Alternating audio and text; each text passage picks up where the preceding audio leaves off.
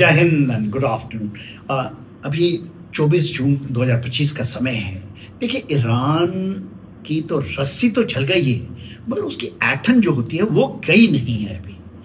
7 अक्टूबर 2023 से ईरान और इज़राइल के बीच शैडो वॉर और डायरेक्ट वॉर चल रहा है, खास करके आफ्टर 13 जून 2025 में, जब उन्होंने ऑपरेशन राइजिंग लायन लॉन्च किया।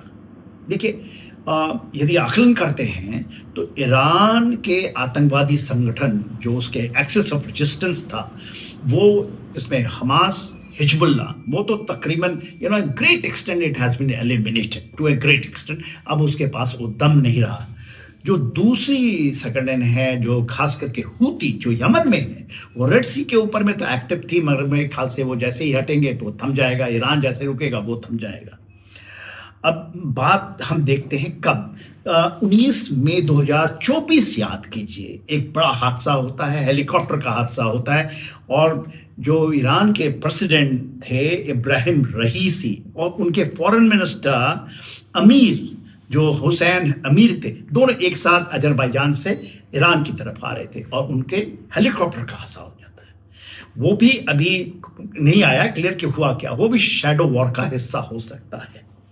ऑपरेशन राइजिंग लायन 13 जून से चला 2025 से, और देखिए उसके तकरीबन 30 से भी ज़्यादा, कोई तो कहता है 50 के आसपास, 40 से ज़्यादा IRGC top commanders, military commanders, इसमें आर्मी, नेवी, एयरफोर्स सबके शामिल हैं। तकरीबन 20-25 टॉप साइंटिस्ट जो न्यूक्लियर साइंटिस्ट थे वो शामिल थे, और बड़ी संख्या में मिलिट्री जो एसेट्स है, एयर डिफेंस सिस्टम है, टोटल सुप्रीमेसी ऑफ एयर है, ये सारी चीज़ें आपने देखी। आज तक का जो हम देखते हैं आकलन 13 जून से लेकर के ये आज 23 जून, यदि देख लीजिए तकरीबन 10 से 11 दिन का समय में, तो ये तो क्षति, मैसिव क्षति पहुंची है।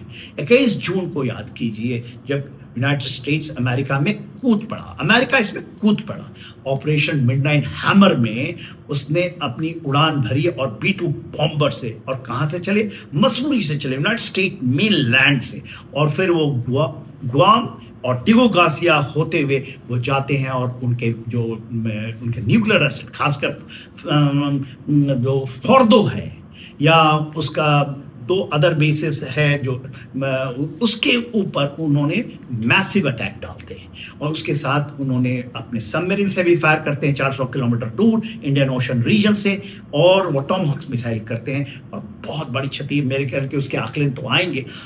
मोरलेस ऐसा आका जा रहा है, 30-40 साल तक ये पीछे चला गया है, ये nuclear capability of nuclear weaponisation of nuclear जो ईरान चाहता था, उसके ये एम्बिशंस में बहुत बड़ा धक्का लगा है। इसके जवाब में देखिए, 23 तारीख 24 तारीख की रात में कतर के मेडिएशंस में बड़ा तो करारा जवाब, मुंह पर सीधा चाटा पड़ा और मुंह पूरी बिगड़ गई ईरान की। मगर उसने एक रास्ता दिया गया, to get away, ego satisfy कर लो अपनी ईगो को, क्योंकि उनकी ईगो तो बहुत बड़ी है, ईगो को सेटिस्फाई करो। तो आप भी अमेरिका के बरखलाफ उसके बेस जो है अल उदैद बेस में कतार में, वहाँ पर आपने वो एग्जैक्ट नंबर जितना उसने आपको मारा, वो भी आप छोटे मिसाइल कुछ शॉट्स को मारो, उन्होंने मारा। जो कतार की एयर डिफेंस सिस्टम थी वो तो पूरी उसको तबाह कर दी, कोई डैमेज नहीं हुआ, कोई उसमें मारा नहीं गया। मगर अमेरिका ने कहा कि okay, we will not going to retaliate. और डोनाल्ड ट्रंप साहब क्या कहते हैं, हमारा सीज फायर हो गया, एंड वो कहते हैं अमेरिका भी मानेगा, इजराइल भी मारेगा, ईरान भी मारेगा, और ये चीज़ें चल रही हैं। ये कैसे हुआ? देखिए, उनके ईगो को सटाइज करने के बाद इसमें रशिया का भी इंटरवेंशन है। जो उनके अभी हैं जो प्रेसिडेंट साहब हैं, वो थोड़ा सा एक्टिव हैं, पेजिकियान साहब, और वहाँ पर अब्बासी अरागची, ये एक डिप्लोमेट हैं, he is not their foreign minister, कहीं कहीं फॉरेन मिनिस्टर के नाम आ जाते हैं कि फॉरेन मिनिस्टर हैं, he is actually nuclear expert. उसके बाद ये डिप्लोमेट रहे हैं, कहीं फ्रांस में भी रहे हैं, एम्बेसडर, ये सब चीज़ें हैं, मगर ही is not a declared foreign minister of Iran.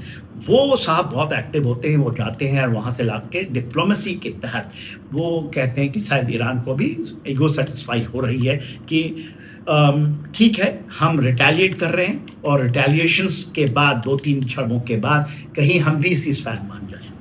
देखिए, ईरान की इसी बीच ईरान के पार्लियामेंट जो है वो कहती है कि हम स्टेट ऑफ हॉर्मोज बंद कर देंगे। उसकी हिम्मत है कि पूरे विश्व के अगेंस्ट में जो 26% तेल जाता है उसका बाल भी बाका एक भी एयरक्राफ्ट में डायरेक्ट ईरान, हूती की बात छोड़ दीजिए जो रेड सी में करता है, वो तो एक टेररिस्ट स्टेट है, बट आप अपने को एक डिक्लेयर्ड टेररिस्ट स्टेट करेंगे तभी आप ये कर पाएंगे। क्योंकि ऐसा ही नहीं है, ये जो इलाका है उसके ऊपर में मैं बहुत डिटेल्स में आपको बताऊंगा इसके बारे में कि क्यों नहीं कर सकता।